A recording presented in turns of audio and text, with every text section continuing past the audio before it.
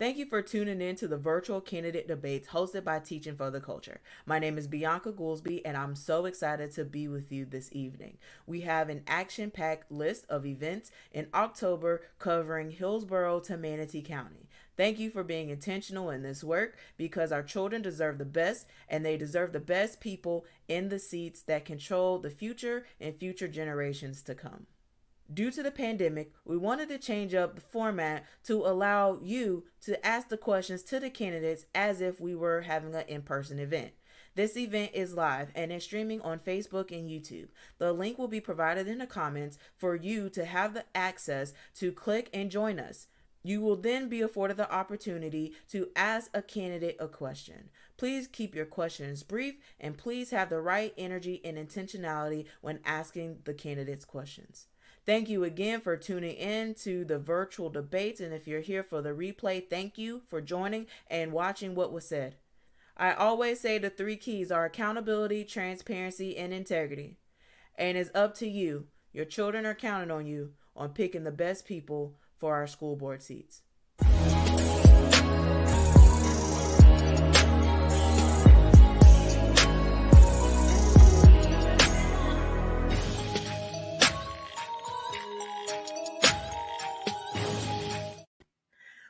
Welcome, everyone, to Teaching for the Culture. I'm so excited that you're here with us this evening. We have the Honorable Lynn Gray, and I want to introduce our moderator that will be taking over this event.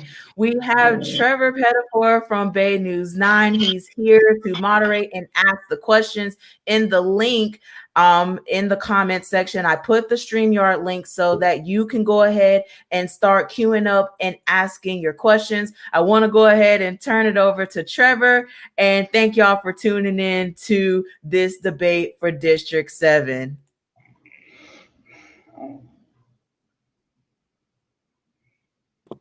All right. Thank you very much, Bianca. I appreciate the introduction. Good evening, everyone. My name is Trevor Pettifor. I'm a reporter with Spectrum Bay News 9, and I'm happy to be joined here this evening with school board member and current District 7 candidate, Lynn Gray. Lynn, thank you so much for joining us tonight. Thank you, Trevor, and it's my pleasure. Hope to share some good information. Well, I'm looking forward to an interesting and lively and informative conversation. We want to let everyone know, first off, that your opponent for this race, Sally Harris, did not respond to the invitation, so she declined the invitation. We did offer it to her, so we will instead just be having a conversation with you.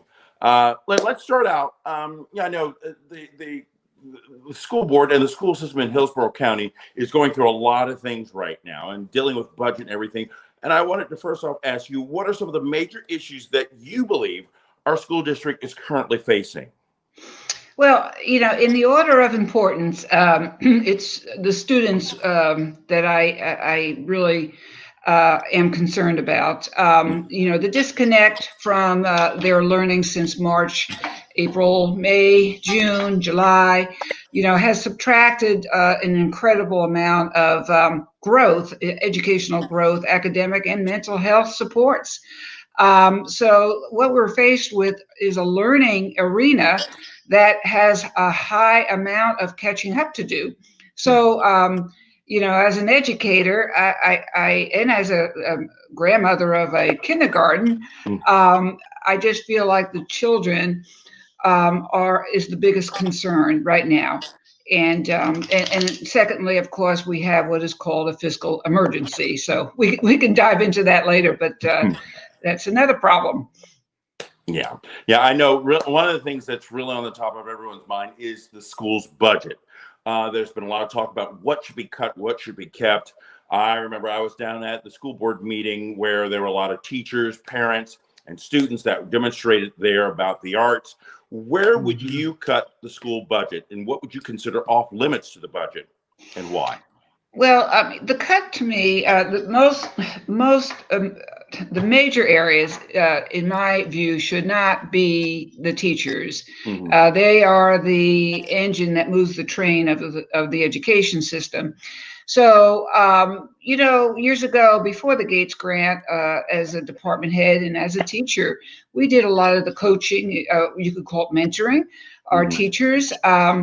We did a lot of things that some of the math coaches, the principal coaches, so many different coaches from the Gates Grant. So I think what happened is this became a way of work, a system of layers of, if you don't mind the word bureaucracy. Hmm. And it's not uncommon. When you get a grant, you have to be able to live with the consequences. And then when Right. the grant ends, you have to live with the consequences of not having that money. Hmm. Well, that was the problem. We had the staff, but we didn't have the money to sustain it.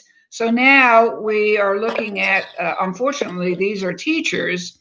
Some of them are up there in the salary range. They have supervisor, status, director status, but nonetheless, those are cuts that are being made, and it's more than that particular layer upon layer bureaucracy, because this COVID, and I know it's a convenient way of saying, oh, blame everything on the COVID, but I mean, instrumentally, we did buy 38,000 laptops for the children, Hmm. which cost us a lot of money, and the PPE equipment and the continual sanitizing. Now we have to hire another bunch of custodians from a company just to keep up with the sanitizing. So, the costs keep coming. And then the other problem, when you look at cuts, you have to think, well, where else can I cut? Do you really want to cut resources, educational resources for the kids? And that's not a good idea. So, when you run out of things to cut, it unfortunately goes to the biggest purse, and that is our instructional force. So that's where we're at, and that's a hard pill to swallow. Yeah. And I know the superintendent has made some recommendations, I believe, so far. What's your take on some of those? Oh, the recommendations in terms of the budget with the Yes. tax anticipation notice, we've Mhm. never done that in the history of our whole school system, but I am in agreement with them. It's a short term. It's Mhm. short term. It will last from the end of October to the end of January, and it is based on the fact that we will get tax dollars, and so that's our collateral. We will have that comes in every month, and it has been done frequently by other districts. But we've always touted ourselves as a high bond rated. We never had to do that, and but we are in that situation, and this superintendent wants to make us very fiscally clean and Mhm. strong. So now we're peeling off layers of excess. Mhm. Well, I tell you, and I'll let you know before we continue. This subject about education and public education is very near and dear to me. My mother served on the school board in my hometown for Oh, 10 years, really? so I get to see Oh, from all sides, and I know how difficult and challenging this yeah. position can be. So I applaud you for serving our community. For Yeah. anyone who Thank you. serves our community in an election capacity. With that being said, I know that the school board and the school system has gone through a number of controversies lately, Mhm. and I just wanted to get your critique on how you think the board has been handling those kinds of controversies as they start to unfold. What is your take on the board as a whole? Well, I think the board, and for example, when we had the COVID remarkable open the schools or keep them closed, Mm-hmm. the idea that we must open from the Department of Education in the face of a 15 to 16% spread. So the board, I thought, used very, very solid judgment. And we did have medical experts come in. We were advised. I felt solid. I felt the board had very difficult, we were really attacked 50-50. 50 wanted to go back, 50 wanted to keep online. And really it was just about that. So, taking a position, each board member had to do so. And so, I personally know that the safety of children, I mean, that's in the Florida statute, is the number one priority of a school board member. And I'm sure was it your father, Trevor? My mother. Your mother, yeah. I'm sure she knows that very well. And actually in the Florida School Board Association, the number one rule there is the safety of the children. So if you take it literally, we were making that decision based on that. And that's how I took it. So that, the board was strong. They have to be strong again because of the fiscal decisions with that TAN, the tax anticipation notice. And we are pretty much in unison that we voted on it. So hard decisions, not popular decisions. And questionable because how many people know what a TAN notification is? How many folks really? I mean, we need to educate our constituents much better, and that to me is a big downfall of our district. It's just not enough communication. Yeah, and that tends to be something that's very challenging, especially during this time when we're working with a different playbook than we ever have before. Yeah. But tell me, if we can go on about some of the academics, what do you think? What is the status of the students' academic achievement in Hillsborough County? So I would say we saw before the COVID, before March, we saw growth in many of the DF schools. We were ranging, going up to a C versus the D and F. They were called achievement schools. Now they're called, there's 29 transformation schools that we really were paying attention to. And we invested a lot of resources, mainly instructional. So, but now, I know that we're testing a lot, not all from DOE, by the way. And the idea is to see how much they lost, how much of the gains from the year before and where we're at now. So, it's like a runner just going back to track if they haven't run track. Yeah, exactly. Now I'm thinking that you're athletic. You're right. You're speaking to me right there. Yeah, I'm already seeing your enthusiasm and amount of energy. So yeah, after you don't do track for 4 months, you find your benchmark, and it's usually dismal. Yeah. So better to know where you're at to then know where you should be, right? So that's exactly. That's what unfortunately it's not going to be. I don't know how it could be good news in many cases. Now the mind is a muscle, just like everything else, isn't it? It is. We got to get Bianca out there too, by the way. I'll work on her. Well, we have some live questions. And so there's a couple of people that want to ask you questions, Lynn. So let's go ahead and move to that. Let's add.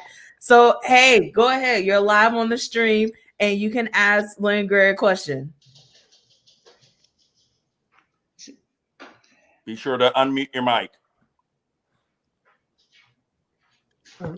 Oh, sorry.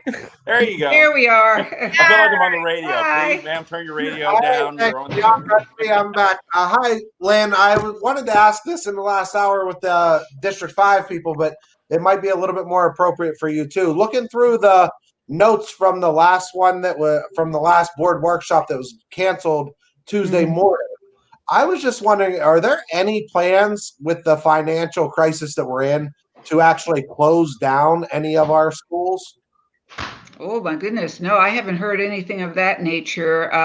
If anything, and conversely, we are seeing a surge of kids coming back. Like at Shields, they have more than 10 kids per day coming back. Chamberlain, where was I? Yeah, Chamberlain has 6 to 8 kids per day. Gaither has a few per day. So we're thinking, before it was 50%, 55% of kids online and at school. So half and half. Now it's up to 80% in school, the other part online. And I would expect even before the end of this year, we're going to go up to 90% capacity in many schools. Okay, thank you. There were two schools, Sethem's and Lockhart, with in the 5-year projections had Yeah. had zeros in their numbers within the next couple of years. So I was just wondering what that actually means. That out of all of our 250 plus schools, there's two showing that there's zeros in those projections. I was just a little confused, but thank you for your answer. Oh, you're welcome. Thank you very much for that question as well. Bianca, do we have another question from the public? Yes, we do. Let me go ahead and add them to the stream. Okay. Go ahead and unmute your mic. You're live on with us. And this is Aaron. Hi, I was wondering if you could tell me how you feel Mr. Davis's response to the current budget crisis could have been handled differently. And as a follow-up, I've been hearing about teachers potentially losing their jobs or other staff members. And I was wondering if you feel that his employees that were just recently hired within his administration will be evaluated. Okay, let's go through the first one first. Response, should he have Superintendent Davis handle it differently? There's always the idea of someone new coming in, and what are they doing? How does it match what we had previously? Well, for sure, we have a departure. We have a great departure. This particular superintendent is right sizing with a lot of emphasis on no waste at all. And that is pretty new to our faculties and our bureaucracy. When I say bureaucracy, I mean the directors, supervisors, and all the other folks that shuffle a lot of papers around. And what we're used to doing is the same as always. And a lot of people are very comfortable for years and years and years. So could even handle it differently. The idea that we are at a crisis now where we actually have to take out a loan, which we've never done before, is probably a new realization for constituents or parents, the public, to understand or really recognize, even though the city of Tampa, the tax collector, the property appraiser, they all, all these levels are facing the same. They're facing tremendous deficits. I think in hindsight, when we go for another, say, 3 or 4 months, and hopefully we steady, we have a sense of stability, perhaps then might be a good time to then say, did he handle it well? Was this the best thing to do at this time? I think that's fair to say, because he did come in, and this, in a pandemic, and in his leadership, everything getting near to what's going on and who's doing what. It's quite a learning curve. So I think what's happening is he's been getting missiles thrown and shot here and there, and he's trying to dart them at the same time he's trying to fix things. The downside for individuals like you and many of us is the lack of communication, because, well, we don't have town hall meetings. We have a communication team, a large one, which I don't feel like are doing a good job with getting the news out. So, and then that brings us to the next question. And can you just remind me what it was? Because sometimes I get long-winded and I keep going and going. So you better, no problem. I was just wondering, I've been, and actually, if we can just step back for a moment about the budget, and I appreciate you, answering candidly about everything.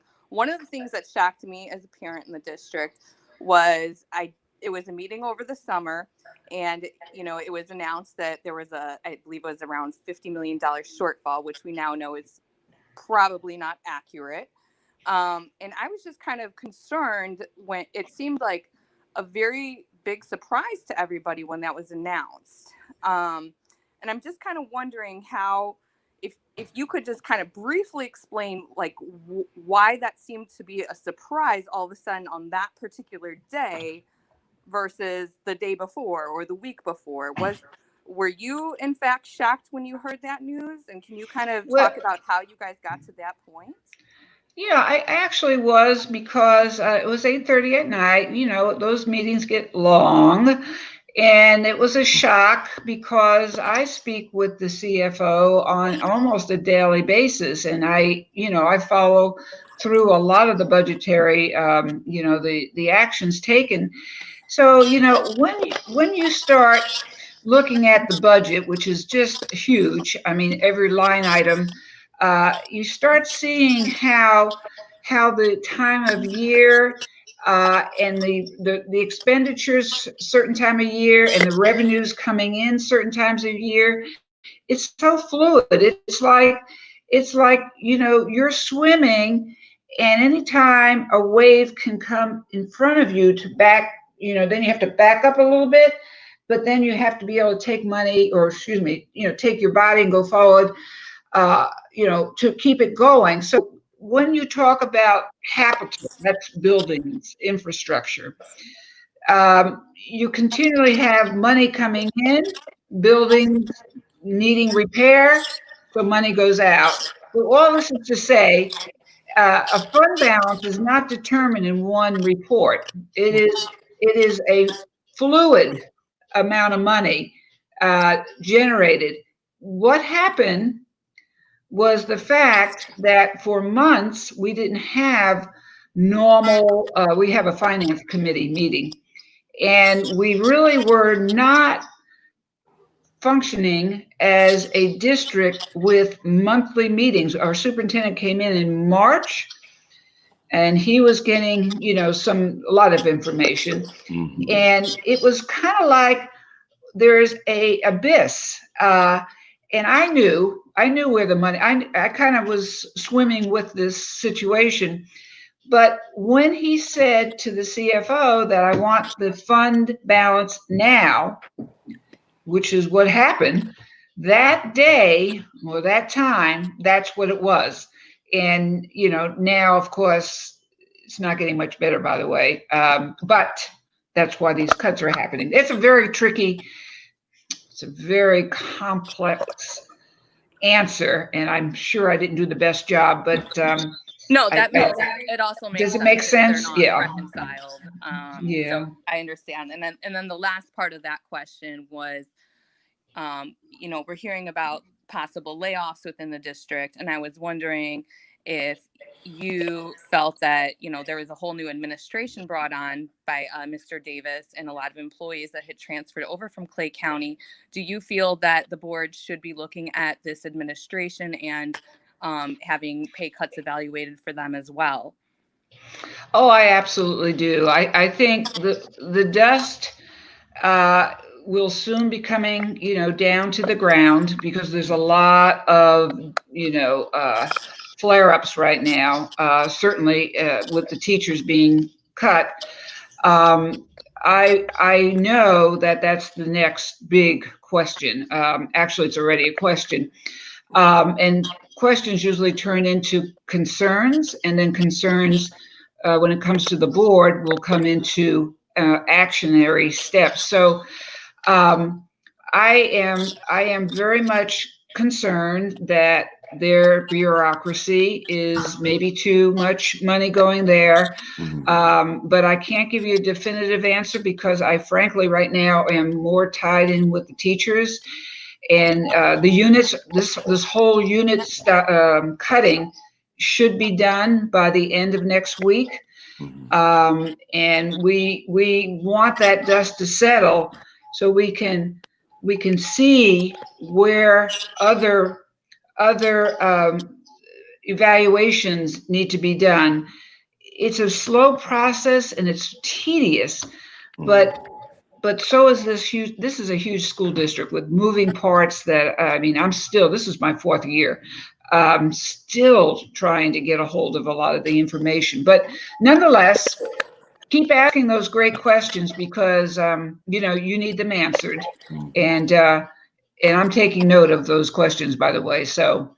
Well, I appreciate your responses, and I appreciate you taking the time to do this and your continued advocacy. And I'm 100% on board with you about the communications department. I don't know why we hire people that don't respond to us. So I know. Thank you very much, though, for your time and answering the questions. I appreciate it, Lynn.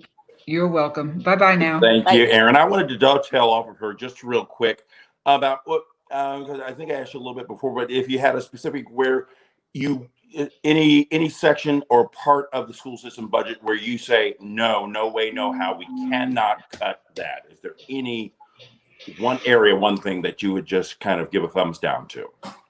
Well, I mean, my thumbs down are for the teachers. No more cuts for them. That's just not me. That's the school board. We're all traumatized, and I mean, it doesn't take much for you to. And Trevor, you should, or maybe you already have, go to a few schools and talk to the teachers. Yeah. They are just working 14 to 16 hours a day, and that's guidance counselors too, custodians. I mean, everyone is covering everybody. It's just unbelievable. Yeah. So it really is. Yeah, really that's. Yeah, I think that would be the best answer I can give. Okay. But I'm not spending any more money. I mean, there's no more, no more buying of programs or anything of that nature. Not for a long time. Not for a long time. Yeah. Yeah. Do we have another public, or you want me to ask a couple more questions, Bianca? So we have one more that is waiting in the queue, and then I'm gonna hide back until we have some more. So let me add him on the screen. And this is Alexander that we're going to be talking to. Hi there, Alexander. If you want to unmute your mic.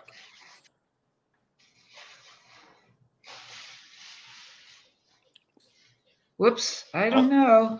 Yeah, Alexander, you're up. Did he disappear?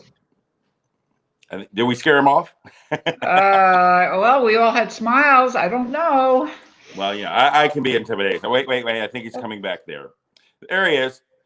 Okay. Make sure you unmute there you go. Hello, Alexander. Good evening, Trevor, Bianca, and Board Member Gray. Good evening.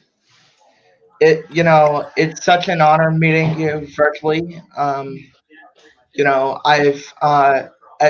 Bianca knows that I have a very high prolific interest within the school board.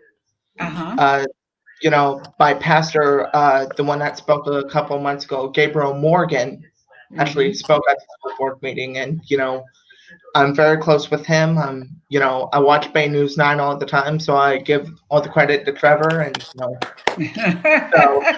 good thing I'm to glad say. we've got your vote. I'm glad we've got your vote. I am. So, Board Member Gray, you're, before you became a board member, you were an educator in Hillsborough County. You were, was it Teacher of the Year at Middleton? 2 times at Middleton and 1 time in Pasco County, and a finalist at Middleton, by the way. So, yeah, I didn't make the top, but I made the top 5. You have done an excellent job, with what you do for our school board. You make me very happy for what you do. Not only am I a District 7 student, but I live in 2 areas which are converted into, District 3 and 7. So I basically have half of, Board Member Stewart and, half of you. So, and, I go to Freedom High School over and I'm even I ran for student council last year, and I over at my middle school. What grade are you in, Alexander? I'm a freshman in high school. Wow! Wow! I can Wow. see where this is going. Okay. Yeah.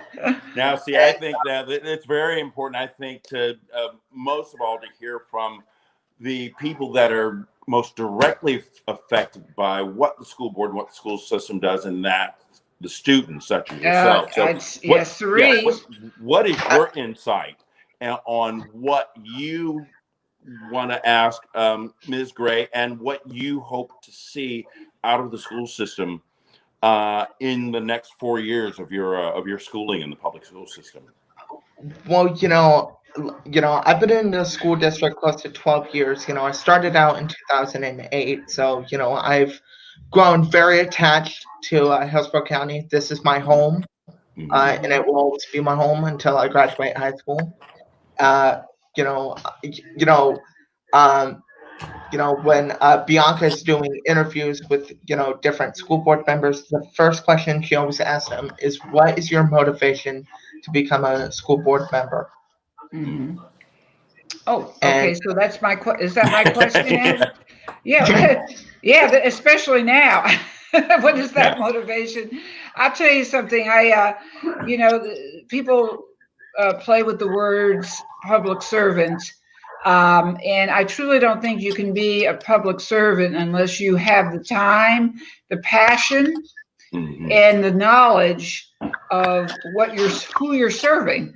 And my time happened to be when I retired. Finally, I had 3 different retirements. When I was ready to put in the time needed to pay attention, Alexander, to your needs, to the community needs, for your teachers' needs. And it is, to me, a consuming job. You know that, right? I mean, it's countywide is nothing like a district.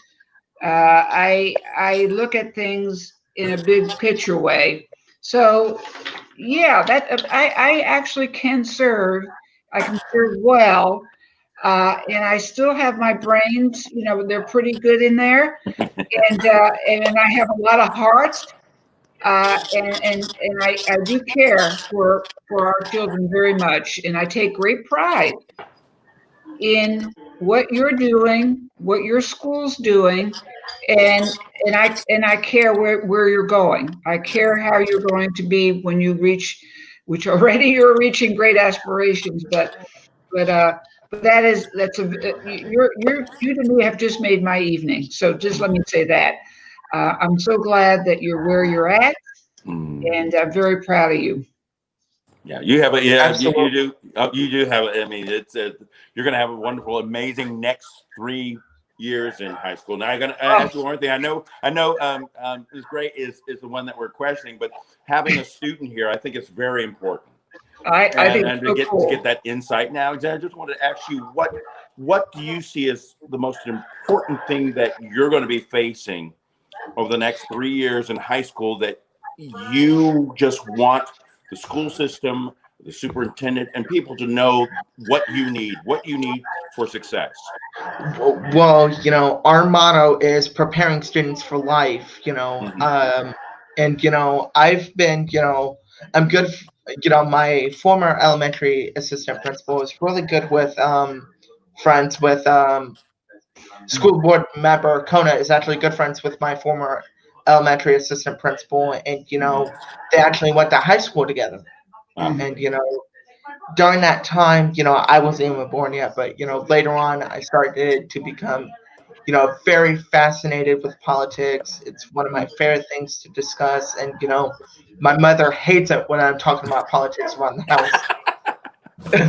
And like she laughs about it. She's like, "Okay, honey." She pats me on the back. She's like, "Okay." So,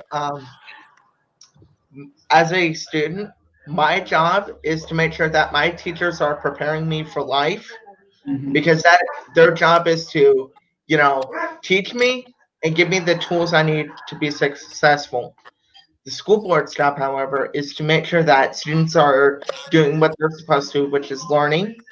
Make sure that they're going to be responsible and mature adults upon graduation, and that they have the skills they need to be successful after they're done with high school.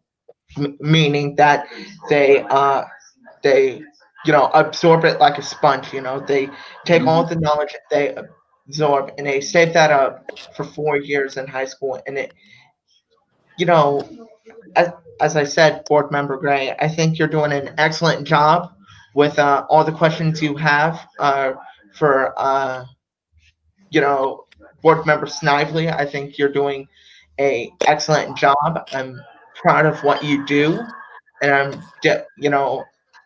just this morning, I was coming back from morning tutoring, and I was crossing Lake Magdalene, and I told my mom, I was like, "Mom, stop the car," and she's like, "What for?" And I'm like, "You don't see that over there?" She's like, "What?" It was a Lingray school board sign, and literally, I was like, "You know what? I'm gonna literally make this my cover photo on Twitter." Like, Thank you. so I think you got a campaign chairman right there. Yeah, that's so cool. Thank you so much. And you're just a wonderful, a person, Alexandra, that will mentor, help others, give hope and aspirations as high as yours to other students and peers that you know. And I know that you already do that. And talk about politics. I'm a political addict. Yeah, I love me too. politics. Me too. And at least we have something in common, right? Like Yeah, yeah. It's my sport of choice, really. Yeah.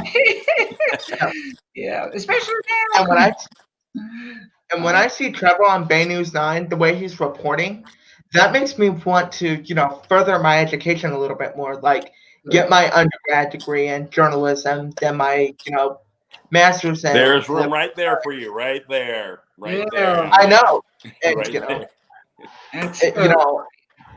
And what's interesting about that is because I actually had a lawyer who reached out to me telling me they want to do some summer internships with me, and I was like, you know what? I love law. My sister takes it in high school, law studies. So I said, you know what? I'm going to do it. Good, so I'm good. going to start next Good. Good. Yes. I always said if I wasn't a journalist, I would have been a lawyer. We kind of come from the same mold. Trevor, that was also mine. If I wasn't going to be a teacher, because Alexandra, years ago, and I mean years ago, when I graduated, 1969, we only had two things that we could do when we went to college, and there was only 9 of us from East Bay that went to college. I either had to be a teacher or a nurse, but I really wanted to be a lawyer. But that's, of course, changed. And, not only are you, when you're not in the school board, what really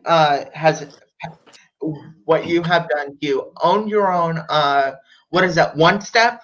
Oh, take the first step. Yes. Yes. And, I was like, not only is she's an amazing person, she's perfectly fit for the job. She has inspired me, actually, as well as several other members of the board to actually start writing a book. And it's going to be titled My Spiritual Journey, and I decided not to send it to a publisher, but, I'm still working on that. Trevor, I know. Wait, you're a freshman? Trevor's trying to be convinced, and we're just wondering here. You are a freshman. Wow. And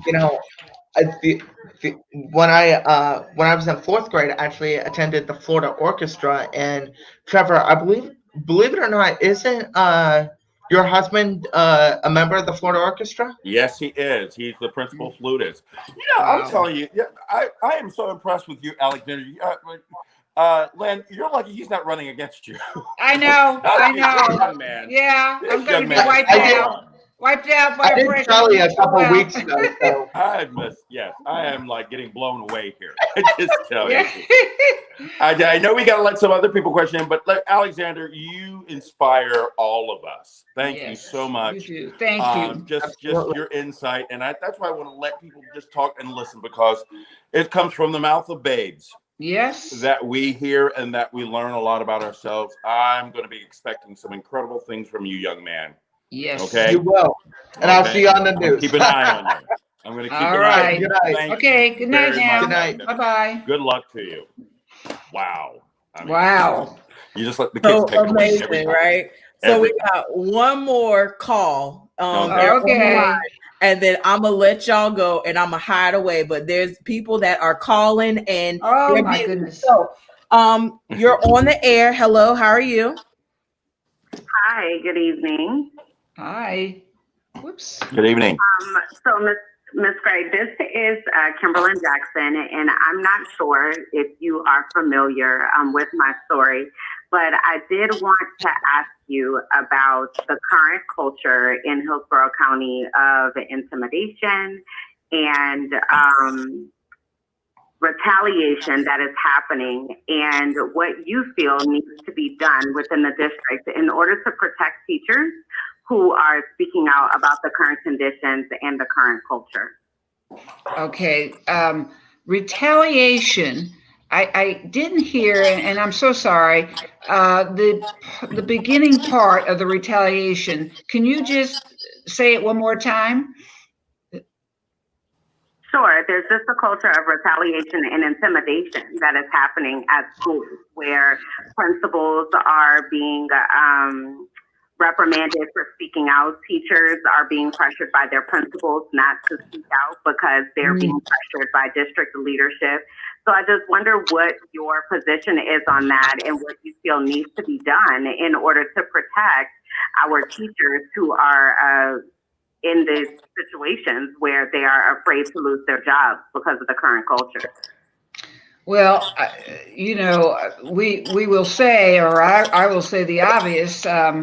That's horrible. I mean, if that's occurring, that's a form of harassment. It brings insecurity, lowers the morale, takes away energy from doing the job for our children. Blah blah blah, and that's unacceptable. Now, is it going on? I have heard just today that two teachers that spoke up at our last board meeting, and Bianca, I know you were one of the speakers, but there were two teachers, I believe, and I heard that there was some type of talk given to them, and I just learned that today. I can't remember who told me that, but that was like put me in shock. I'm going to address this. I do know that principals, and I've shared this with Superintendent Davis, are very much measured. They don't want me to know to share their remarks that they're making to the principal. I mean, to the superintendent. There's a lot of caution. And that was a problem, of course it was. And I shared that. That was the day of when I got back in the car. So if this is occurring, and I'm sure it is, if you're saying it is, and I just heard it today, then that has to be addressed. There's no tolerance for any of that behavior. And if anything, we need to reverse it, because you don't get productivity from employees if they're in a state of fear. It just doesn't work well, not especially in a school system where we do nurturing and love and trust and those affective skills that we've taken years to have and to give. And so, yeah, that's in the face of what I just shared on those adjectives there. If that's happening, that's the opposite. So I will bring this to the attention of the superintendent, and it will be written tomorrow morning in a email. Well, good. Thank you so much. Thank you for that question as well. Yes. And I want to ask you, as we start to this one thing that the pandemic has done is it's gotten parents even more engaged with their children's education, probably more so than they've ever have in the past. Oh, yeah. Which is I would call that a good side of what's happened here. But I want to, as we go through this and as we get back to whatever normal will be, which we don't know, what do you see the role of parents and parenting involvement in schools as we make our way through this pandemic? I mean, there's a part of that I would imagine you want to keep. Oh, my goodness. Trevor, and again, your mom would say the same. When we grew up in teaching, parents were part of our, that was part of the MO. They came in, they helped with plays, with baking. I mean, they were part of a child's life. And I mean, we needed them, or us teachers needed them, wanted them in I don't care what grade. And I taught all those grades. I mean, elementary, middle, and high school. Doesn't matter. When a child knows their parents or their loved one is nearby, the child is more, the accountability and everything else works for the child's educational stability. So where we're at, we need to work and get our PTAs involved in the school. I know we have to do IDs and security stuff, but look at what the airlines are doing. We have the sophistication now, and it's a sad state. And Trevor, the horrible amounts of the shootings and all the other stuff. We can never forget. And but we also can't leave out the parent. That's part of the equation for a successful student and a successful school.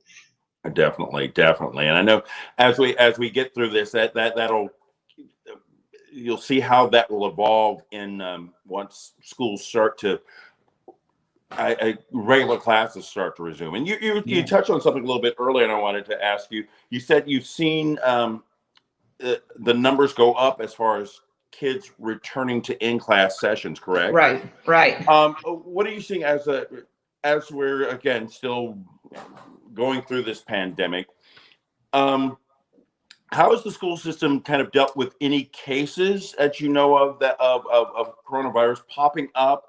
And do you see the increase in the number of students returning to class as an indication that you've been able to kind of, the best way you can, contain any spread of the disease? No, this is not, it's not very, not to be proud of, because if you look at what happens when units are cut, then classes are more crowded. And some schools, such as, I'll mention Gaither, they're built like prisons, those, but the classrooms are actually smaller than your regular size classroom. So if you have 26 kids in there, it's, there's no social distancing. We do have schools.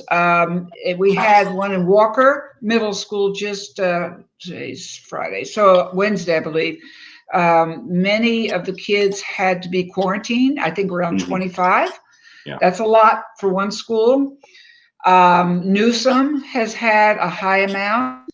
However, I think what we thought was that we were going to have explosions of COVID, right? I mean, and thank goodness so far, we haven't I know. And that might explain why the shift, they're all coming back to school.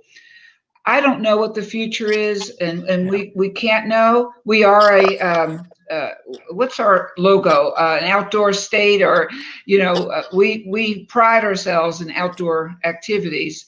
We do have the outdoors. Many of our schools now are getting equipped with outdoor furniture for their breaks and for their eating. And PE classes, of course, are outdoor, but they're much more. We have all the shades, they call them, those big coverings. Every school has them now.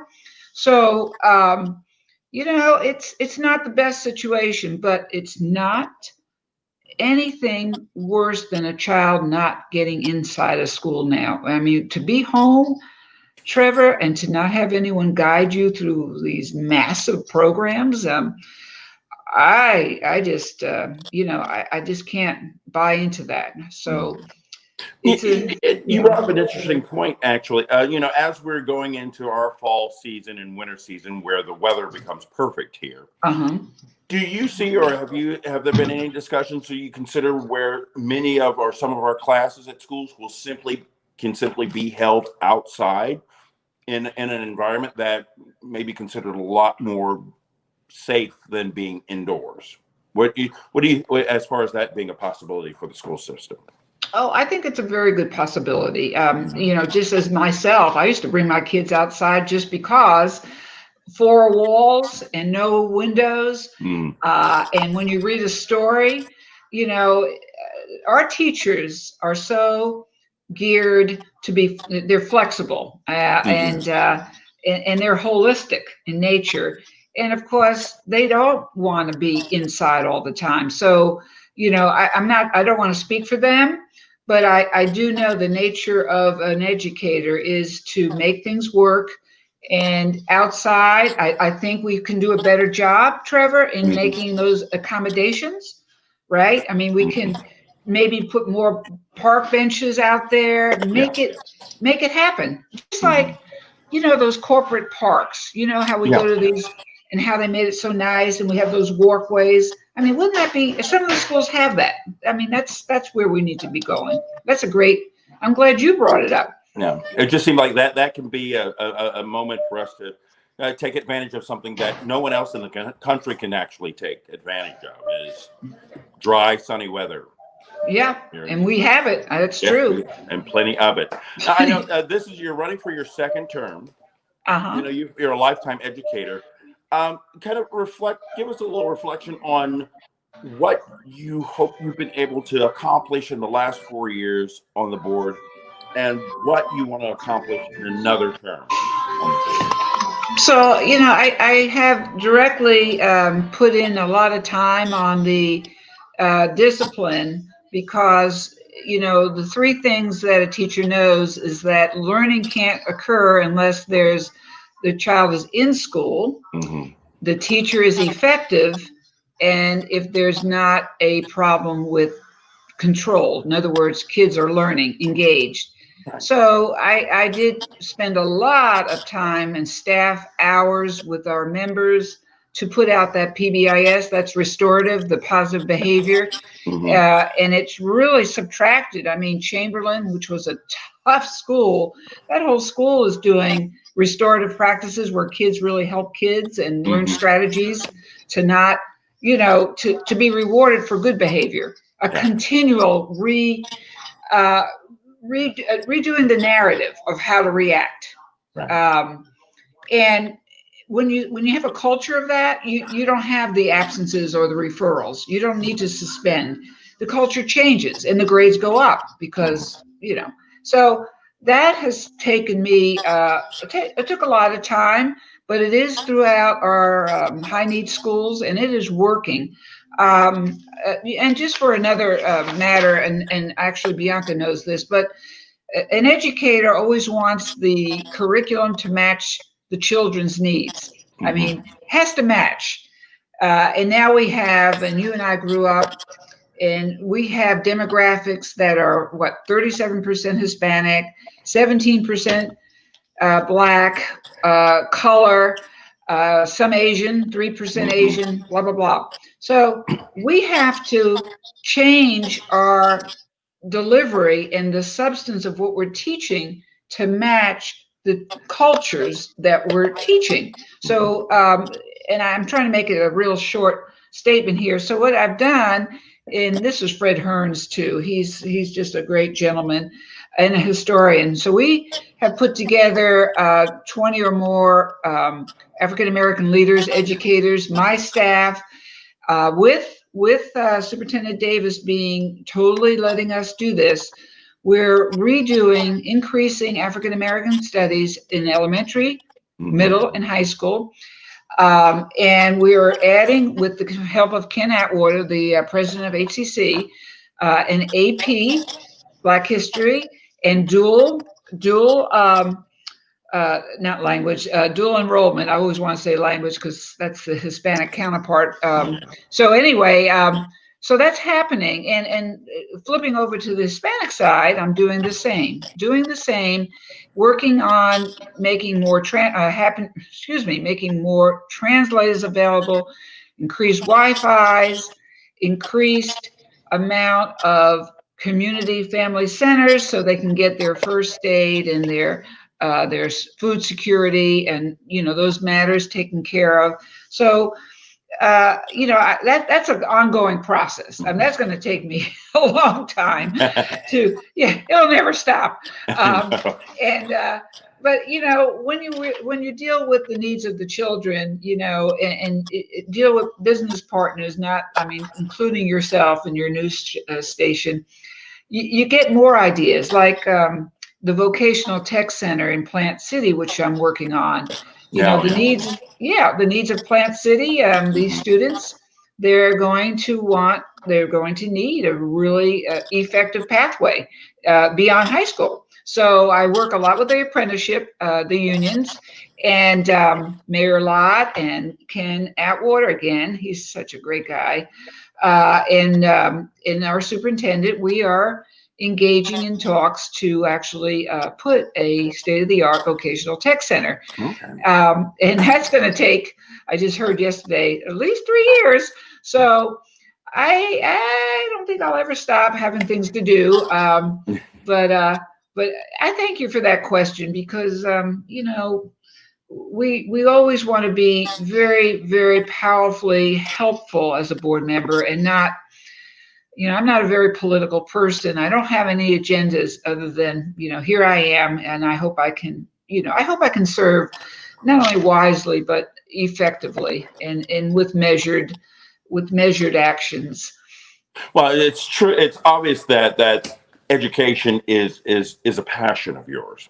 Yeah. I was just interested to find out, what have you found as a board member, as you're going from being an educator to a board member of education, things that you discovered that you didn't realize about the other side of being a manager of the system, as opposed to an educator in the system. What has been your education out of this? Well, I think the policy writing, sustaining those great ideas that I just mentioned, and implementing them, it takes. Let me just subtract that word policy. I'll get into that in just a second. When you want to be an implementer, you got to have a very good relationship with the staff and the superintendent. So one of the fantastic, I guess, wins that I've had is I work, and they work with me on these projects. And I'm telling you, Trevor, we get a lot done. And I think because they've all been educators, the staff have, they've grown up in the system, but many of them started out as teachers and raised themselves to be principals, and, those kinds of things. So you have to have a good collaborative approach. And even with our superintendent now, I just think the value of having him work with me together, and having a board that is student-centered, which is critical. If everyone can work together for the student being the home base, then there should be very little to disagree on. Mm-hmm. As you get to, but it's not a perfect system, because your idea, Trevor, if you're a school board member and I have the idea, I can't even talk to you because of the sunshine laws, because it might be on the agenda. Right. But that's a lot right there. So it takes all these meetings to excite them or to get them on your page. And so I think it's a very difficult process when you have 6 others. But we're going to have a tremendous opportunity soon. 4 new members, possibly, hopefully not me. So maybe 3, maybe none. But this is a big election for the school board. Yeah. Huge. It's a big election in more ways than we can count. Yes, actually, yeah. It's very big, and people need. And I've always been an advocate of reminding people that it's the local elections that are probably most important of all, because they affect you more than any other election of any other elected official, all the way up to the president. You're so right. Oh, absolutely. So, well, I want to thank you so much for joining You're us welcome. and having a delightful conversation. I was so glad that we talked to Alexander too. Good luck to you on November 3rd. Thank you. And I want to remind everyone out there the importance of exercising your right to vote. It's so much more than a right. It is a responsibility. So Yes. thanks so much for joining us tonight, and have a good, safe evening, and be safe and be healthy, everyone. Thanks. Bye-bye, Trevor. Thank you so much. Bye now. Bye-bye, Bianca. Bye-bye.